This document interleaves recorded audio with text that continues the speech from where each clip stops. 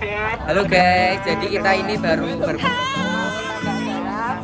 akan meneliti bagaimana garam bisa terjadi dan prosesnya bagaimana kita akan lihat bersama-sama. Cekidot. Oke, jadi kali ini kita menunggu untuk pembinaan, bukan untuk pengarahan ya, untuk pengarahan melihat tambah garam, tapi sayanya panas pol. Jadi ini ngiup biar di bawah terpal. Bener ini. Masya Allah. Benernya buat foto tapi buat ngiup dulu. Ngiup. Assalamualaikum warahmatullahi wabarakatuh. Waalaikumsalam. Pertama kita panjatkan puji syukur kepada Allah SWT, Tuhan Yang Maha Esa. Kita semua bisa berkumpul di tempat ini dalam keadaan sehat walafiat dalam acara kunjungan ke tambak garam Tabari di Pantai Sepanjang. Saya ucapkan selamat datang kepada Bapak Pembina, Ibu Pembina, dan siswa-siswa SMA 2 Bantul. Selamat, tidak ada halangan apapun sampai sini dan insya Allah nanti sampai rumah kembali dengan keadaan sehat walafiat.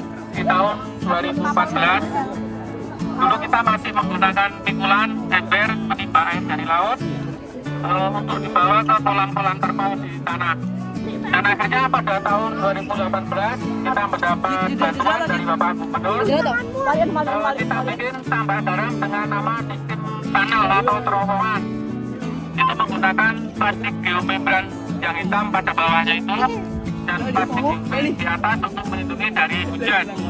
Dan hasil panen kita adalah disebut juga garam organik.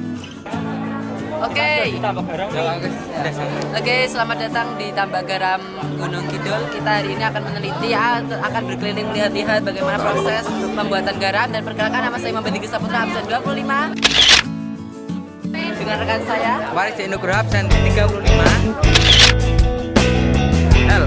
Saya Rafael Agus Sarswati. Dan saya Ramarifin, absen 33. Oke, sekarang kita akan melihat proses pembuatan garam yang telah diberikan di brosur ini. Bagaimana prosesnya dari proses pertama, yaitu penampungan di toren. Ayo kita cari torennya. Oke, jadi kita udah sampai ke tunnel yang pertama. Itu tunnel pertama di mana air itu kita tampung dulu di bak ini untuk penuaan airnya sampai kadar 5 BE. Karena sebelum dikristalkan juga akan ada proses penuaan air hingga mencapai kadar BE tertentu. Dan di panel pertama ini kita akan tampung untuk sampai kadarnya 5 BE. Setelah itu, setelah 5 BE baru diproses ke panel tunnel selanjutnya. Oke, yang ini tunnel kedua.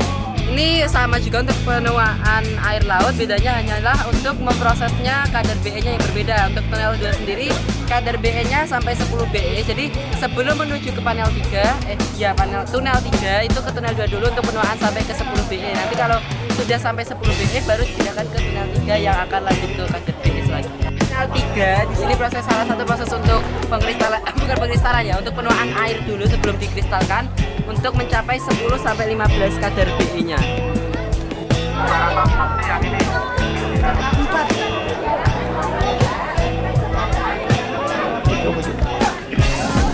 Fokus ada tunnel 4. Apa? Jadi ini tunnel 4 yaitu untuk penuaan air hingga kepekatan 20 BE. Jadi untuk proses pembuatan garam untuk penuaan air lautnya di sini ya guys, di tunnel 4 ini ada proses untuk kepekatan 20 BE. Oke, ini selanjutnya adalah tunnel ke-5, tunnel terakhir di mana biasanya disebut juga tunnel pengkristalan, di mana di sini akan proses pengkristalan garam yang semula tadi sudah penuaan dari tunnel pertama sampai tunnel ke-4. Tunnel ke-5 ini ada proses pengkristalan yaitu kadarnya 25 sampai 29 BE, dan ini nanti kristal ini akan menjadi garam yang dimana dipisah-pisahkan berdasarkan kadar BE-nya, dimana 26 sampai 30 kadarnya itu untuk spa, kemudian untuk konsumsinya yaitu kadar 25 sampai 29, sehingga untuk kadar yang lebih dari 30 digunakan untuk pakan ternak.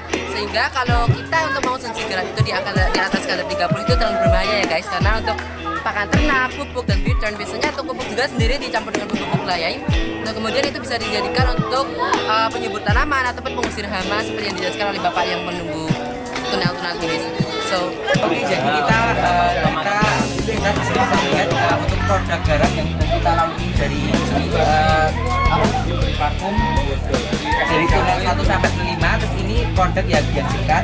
Ini ada garam konsumsi yang aman untuk manusia. Ini ada Dan dua berbeda. yang ini juga ada garam untuk kosmetik, bisa untuk rendam kaki ataupun untuk mandi juga, jadi biar mengurangi rasa pegal-pegal gitu.